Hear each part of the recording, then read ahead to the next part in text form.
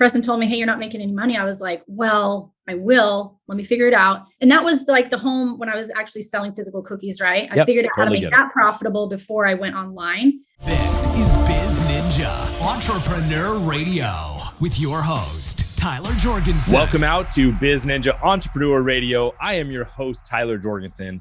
And for over 12 years, I've been interviewing entrepreneurs on their entrepreneurial journey. And today I have the pleasure of talking with one of the sweetest, and I always intend my puns, one of the sweetest entrepreneurs out there, Lauren Anderson, the founder of Cookie Camp and Lolly's Home Kitchen. You can learn more about her at lollyscookiecamp.com, but welcome out to the show, Lauren. Hi. Hello. Thank you. Hi, Tyler. Before we even dive in, I mean, normally I have like 5 or 6 questions that I start with, but is there money to be made in just teaching people how to decorate cookies? Short answer, yes. Yes, a lot of it actually. And I didn't believe it until a couple of years ago. So we're going to dive into your business and what you guys do. But I love stories like yours because it's things that people would just say, well, why is that even possible? Or what? No one would pay for that. They can get it for free on YouTube, right? And then all of a sudden you've got this amazing business. So we're going to dial it way back before we come up to what you're doing now. When was the moment where you first realized that you were an entrepreneur? Ooh, that's a good question. There were probably multiple. Yeah. Both my parents were kind of worked at home. I don't know that neither of them finished college, but they both worked at home. And I was probably growing up, I realized, I've got some ideas and I like want to do something different than the normal like 9 to 5.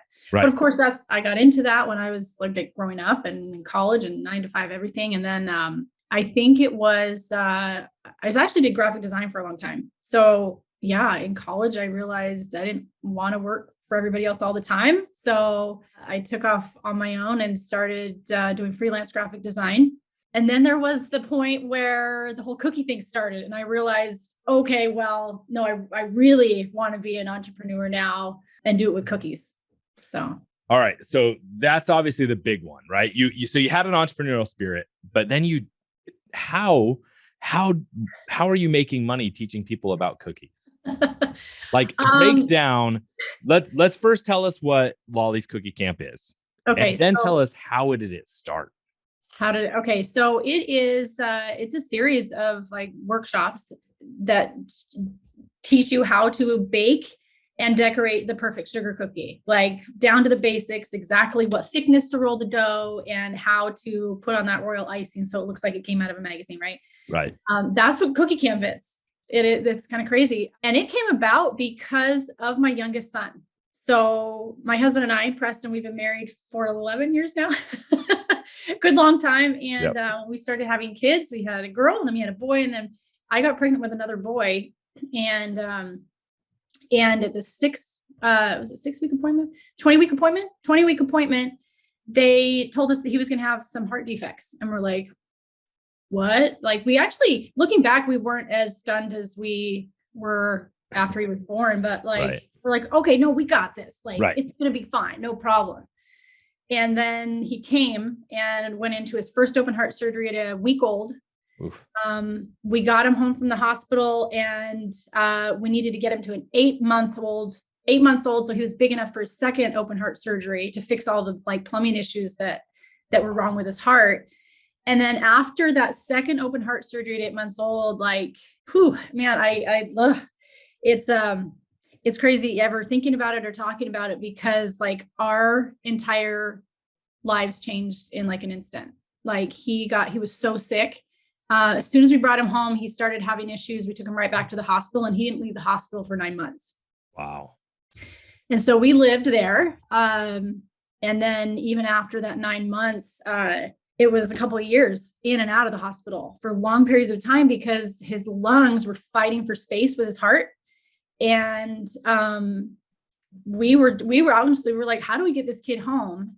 And what's it going to take? And he needed a specific surgery that no other hospitals would do except the one that we were at finally. Like we finally figured out like, okay, the real issue is that his airway needs to be moved like a fraction of a millimeter away from his heart so that he could function long enough to grow. Wow. And so no other heart surgeons were willing to do it at any surrounding hospitals, but we got the heart surgeon there at the hospital we were at finally agreed to it. And like, we went into that final third open heart surgery, not knowing like what was going to happen. Right. And luckily he came out of that able to breathe long enough to not have to get a trach. And wow. He was left with lung issues. I mean, he was on oxygen. We were on like breathing masks and things for a long time. And so our lives were a lot different at that point than they ever had been. And we were trying to figure out how do we do this, you know? At home, yeah. I was his main caregiver at home. Right. And like my days were filled with Preston going off to work. And then me taking care of all of our little babies and trying to keep my youngest alive. And I got to a point where I didn't even realize it, but like caregiver fatigue is real. And I didn't realize I was experiencing it. And I was just going through the motions, doing the stuff that needed to be done. Yeah. And it wasn't until my mom, she could tell. So we lived in Chicago at the time. My mom lives in Oregon, but she could tell that, man, Lauren needs some help. So she came out to visit us, and she brought with her these airbrushed sugar cookies that she had made in a class.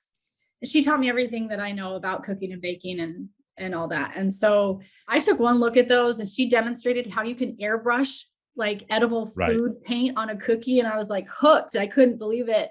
So I got obsessed with it. I learned everything I could about it. I was like, well, I've done graphic design. Like, I'm just going to try this, because I had seen those kinds of decorated sugar cookies in magazines before, and I'd always wanted to try it.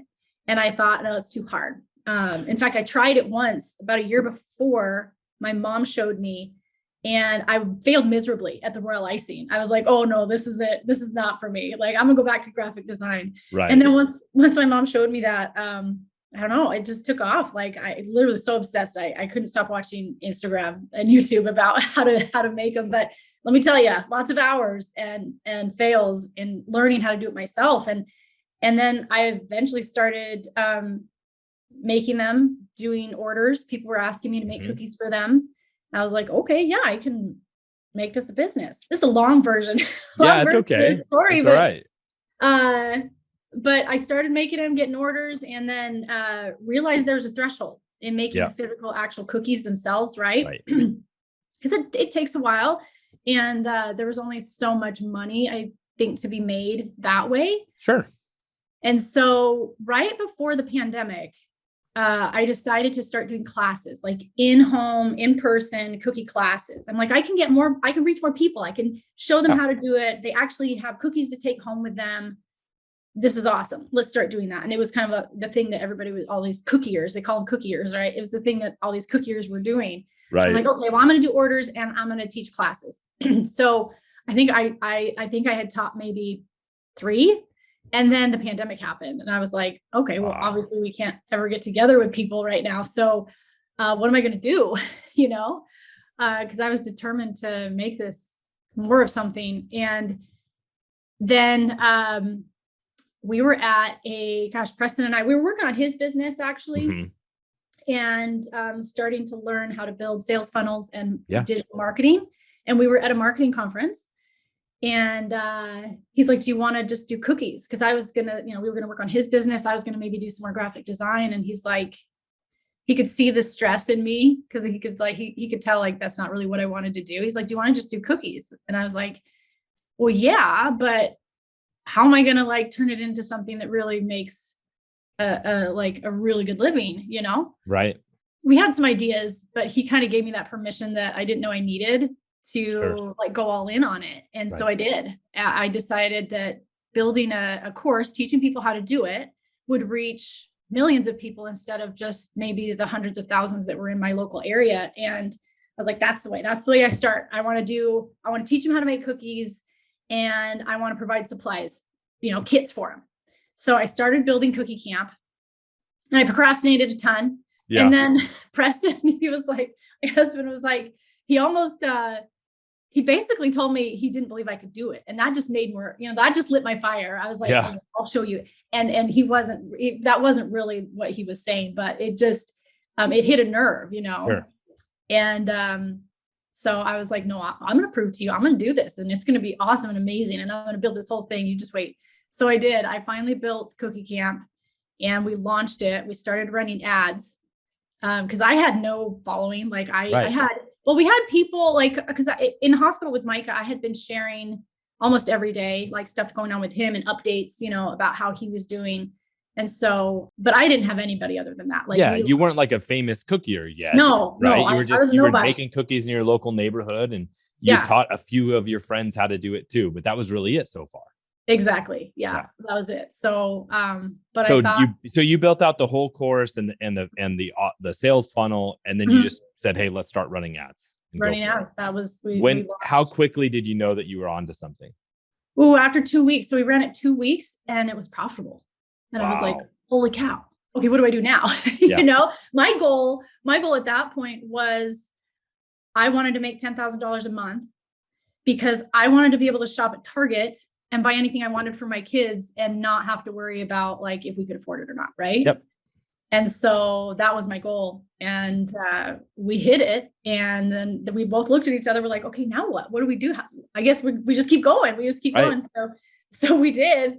And then we were running ads ourselves for a while. And then we broke ads and then started to kind of make our way into having to hire people to start helping us do stuff.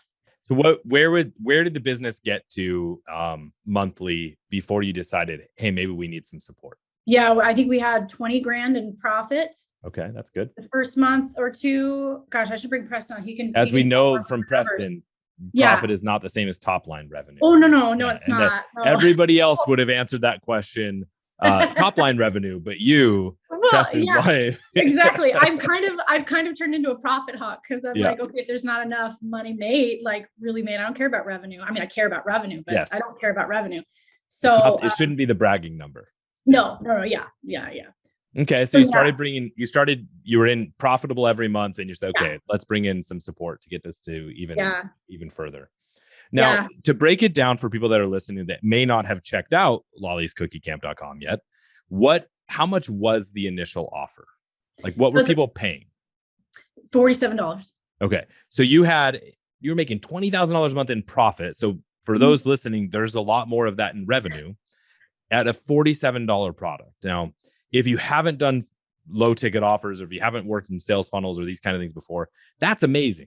Like we have case studies of a lot of people that do that, but very few of them do it right out the gate, right the first time they try it. Now, so what that tells me is that there was product market fit and that there was people that wanted to learn what you were teaching and you met them at a price point that it became very easy for them to say yes. So what was the first thing that you had to do from a pivot in your business? Like you've been doing well, things are probably going well. You broke ads once, but where did you first have to make that first audible and make a change? Yeah, I would say, oh gosh, there's been a few of them. Are we talking more about the beginning or either way? Yeah. So I know you had some big ones recently. So let's talk through that. I know you were planning some really big things, and I'm going to preface this for our listeners that I love this story because I think quitting things in business should be celebrated because you have limited time and resources. And sometimes quitting is what has to happen for everything else to thrive. So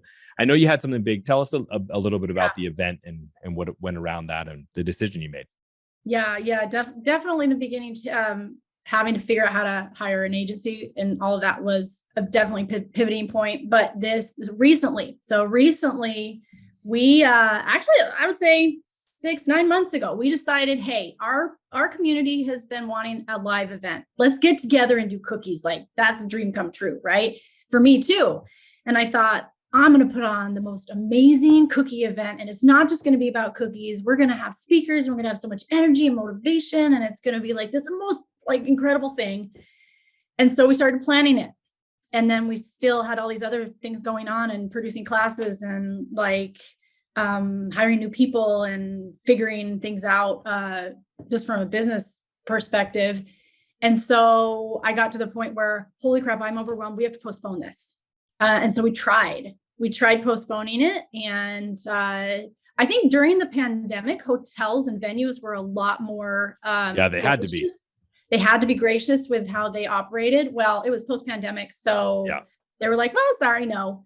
Well, the problem, and so Sorry, goodbye. most event venues, they only allow for what they consider acts of God, is what, as that's the only thing that allows you to get out of your contract or make changes. And a pandemic reaches that threshold. But if once you're out of that phase, if you sign a contract, you That's better it. show up and pay. You better show up. Not very flexible. Not at all. And so we learned that. And then we looked at the numbers. We're like, well, they gave us some options, which really are awful.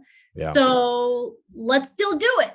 Right. And at that point, we had postponed planning. And so we were in a really sticky point that we basically had to put on a year's worth of planning in 6 weeks. And we also had we had a challenge already planned that we couldn't stop or say no to. We're like, we still have to do that. But then from then on out, it's all event. So we did it. We pushed and we started making things happen. We built the funnels. We built the marketing plan. I mean, we were going full stream ahead, and then realized there were so many other pieces to get ready together. I still didn't have all the speakers. I still needed contracts from instructors, because it wasn't just a speaking event. I need cookie people, bakers to come in and show, demonstrate and teach these mini classes. And Right. I was trying to cram way too many things into the time frame. Man, I was stressed. I'll be honest. I was so stressed, and I was really trying to talk myself into that everything was going to be okay. But then something happened, which was not planned for. So about, let's see. Yeah, a little ways into that planning time, my brother passed away super unexpectedly and tragically. And so I was pretty much, all hands on deck and forced to take 2 weeks off, and not to deal with grief or anything like that, but to be with family and help take care of my sister-in-law and Correct. kids. So that happened. I got back from that, and I wanted nothing more than just to work and continue to do, and let's make things happen. Right. So I dove right back in, and we kept pushing on the event planning. And I woke up with crushing anxiety every single morning, no matter how hard we were pushing. Ticket sales were not coming in, and things weren't working. Affiliate traffic wasn't hooked up. So many questions were coming through my Slack messages and Voxer and email that I was like, I don't know how to answer any of this stuff anymore. Right. I remember I got to the point where I had a couple of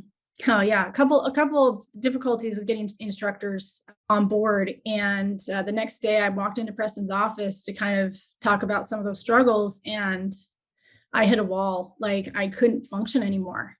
I was holding Zoom calls with people, and I couldn't talk. I couldn't answer questions. Yep. I felt like I couldn't breathe. I'd been shaking for weeks. And so, I told Preston, I'm like, honey, I can't do this.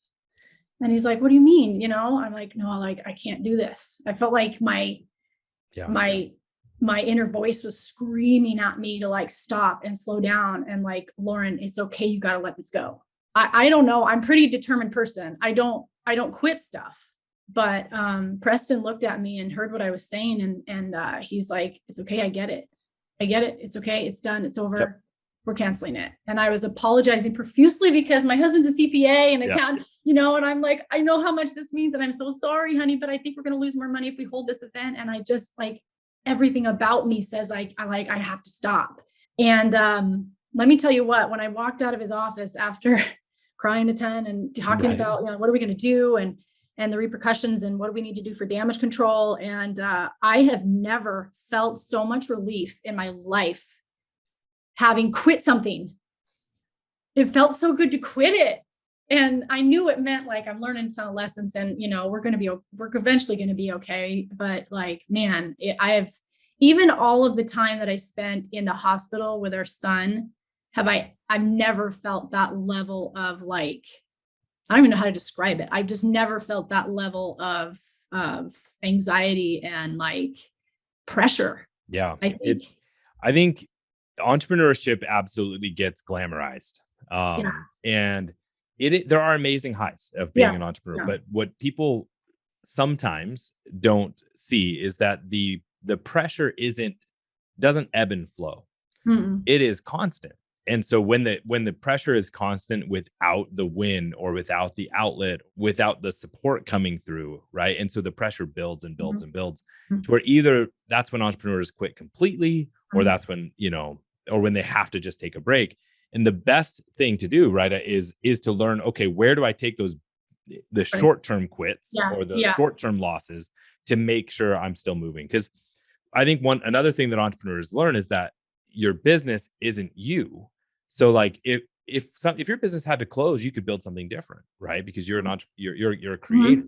But sometimes you have to say no to things that you thought were the big thing. Just in order to get that freedom and that energy back to do the things you need to really be doing. And it's hard, especially for people like you who have the personality where they don't quit. Nope. I committed to this. I'm doing it. Commitment. Right? I was like, I told people integrity thing, right? Yeah. Yeah. But I think inner integrity is something that we have to pay attention to. And again, you can damage control, make sure you make it right for all the people. I'm sure you're doing all of those things too. What was your big takeaway from that? Because you've talked so far about you had caregiver overwhelm, right? And then you had this entrepreneurial overwhelm. Yeah. What did Lauren learn through was there a commonality between the two? Ooh, Tyler, man, I'm so glad you asked that, but I didn't expect to have this kind of reaction. I learned to listen to myself. Good. Because in the hospital with Micah and all of that, I don't think I listened to myself because I just went through the motions. I was like, okay, this is what I need to do. That's what I have to do. And also the pressure of, I don't know. I mean, we were literally trying to save his life, right? You would think that would feel a lot more heavy. And it did, but I was like, it's the doctors and the surgeons who are going to keep him alive, not me. Right. And so I don't think I listened to myself and took care of myself like I should have back then. Yeah. I think with this event and canceling it, and I learned that because I remember distinctly thinking if I don't stop this, I will lose everything and I'll end up in the hospital.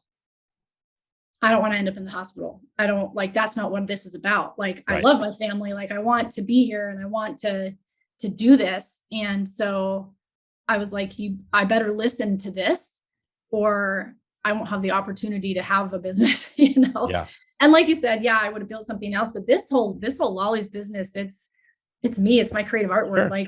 You asked me, when did you realize you were an entrepreneur? I actually do not have the personality type of an entrepreneur. I know this is what I'm meant to do. Yeah. And so I think it would be hard for me to even try and build something new or different, but makes sense. So with the event, kind of this current event passed and you've said, hey, I'm not going to be doing it. But I know you guys are still doing courses and supplies and things like that. What's something on the horizon? What's your next big goal for Lolly's Home Kitchen? Our next big goal is to, we have our dough maker program. It's our, I teach cookiers how to be profitable with their home-based bakery. Because that's how I started. I wasn't profitable. Preston told me, hey, you're not making any money. I was like, well, I will. Let me figure it out. And that was the home when I was actually selling physical cookies, right? I figured out how to make that profitable before I went online. Yep. And I want to pause you for a minute because I love that. We host a big vendor boutique here twice a year in the city. And I go around, I'm talking to all these vendors and I look at their pricing. And a lot of times I'm like, you're not making any money once you calculate in your time and your energy. It would be better for you to get a minimum wage job. I don't say that to them. I think it, because if you're not calculating things correctly, there's small changes, right? Between charging X for a cookie or Y for a cookie and being profitable or not. Profitable. So I love that you teach people that because I think it's great to have a home-based business. It's great to do something creative like that, but it should also be worth your time, right? Yeah. And so I love that you teach that, first of all. I think that's really cool. Yeah. So that dough maker program is where my heart's at right now. That's kind of the next big thing. We just opened the doors with our challenge. We got 100 new dough makers and I'm just obsessed with helping them get that success and profit that they're looking for so that they can make an impact in their families' lives and their own life and go on to do, more amazing things too. So yeah, I love that. And so you guys are doing a challenge. You have the dough makers program. Mm. Have you guys launched products yet? Like physical product? Yeah, supplies and Well, stuff. funny enough, we actually just purchased a ton of physical product for the event, which we have now. That's So good. yeah, no, physical product is something that we are still planning to do this year. I'm not quite sure what the launch looks like, but yeah, we are, because we have to have, we're actually working on physical product boxes for our cookie camp offer. And so that's kind of in process with now. We've got a lot of physical products in our warehouse that we'll be turning into a shop. I love that. Now, I'm a big believer that building businesses is about creating the lifestyle you want. Now, originally, your goal was, hey, I'm going to make enough money that I can shop at Target without any stress. Yeah. What is one item on your personal bucket list, not the Lolly's Home Kitchen bucket list, Okay. the Lauren's bucket list that you're going to accomplish in the next 12 months? On the Lauren's bucket list that we're going to accomplish in the next 12 months. Oh, I'm always thinking business. So I know sometimes I have to remind people, like, that could be somewhere you want to go, something you want to do, something you want to have. Yeah. Right. There's some plans for you. Okay. I'm going to say 2. 1, Fiji. Finally, I've been dying to go to Fiji with Preston. So Fiji is going to happen. And also I ran a marathon once. I don't ever want to do a marathon again, but fitness goals, my whole fitness, all of that has been on the back burner. So I care about my health, but like my fitness, I want to do another 50-miler bike ride in the next 12 months, maybe 100-miler. Okay. Don't forget about Lauren while we're focusing on lollies, right? That's the whole thing. All right. But Lauren, I super appreciate you coming out and sharing your story, sharing your journey. Please, everyone, go learn more about her at lollyscookiecamp.com. And wherever you are listening, whatever you're doing, to all my biz ninjas, it's your turn to go out and do something.